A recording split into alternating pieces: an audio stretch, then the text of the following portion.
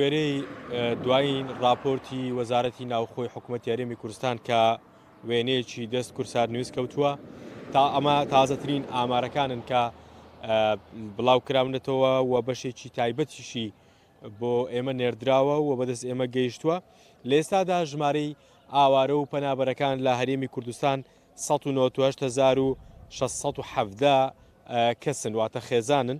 لەو ژمارەیەدا بەسەر 22 کەم دابەشکراون جگە لەوەی کە زۆرترین ئەو پەنابەرانەی کە ئێستا لە سنووری پارێزگای هەولێر هەنە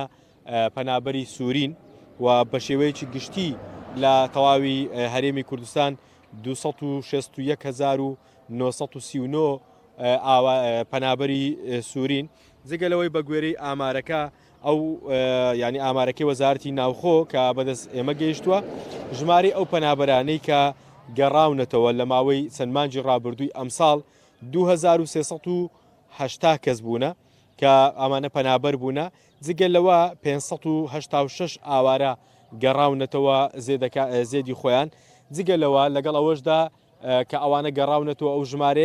ژمارەیەکی دیکەش لە ئاوارە و پەنابەری دیکە لە ماوەی چەند مانجی ڕابردوو هاتوونەتە هەرێمی کوردستان کە پەنابەرانی هاتوو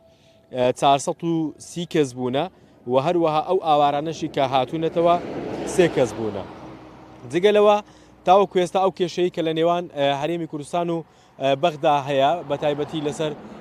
هاوکاری نەکردنی ئەو کەمپانەیە کە لە پشتی منەوە هەیە تاوەکو ئێستا حکوومەتی عێراقی ئامادە نیە چی دیکە هاوکاری ئەو ئاوارانە بک بە تایبەتی کە لە سنووری پارێزگای هەولێر و دهۆکن بە گوێرەی ئەو راپۆرتەی کە وەزارەتی ناوخۆی حکوومەتی هەرێمی کوردستان ئامادەی کردووە خەرجی ڕۆژانەی هەر خێزانێک لە کەمپەکان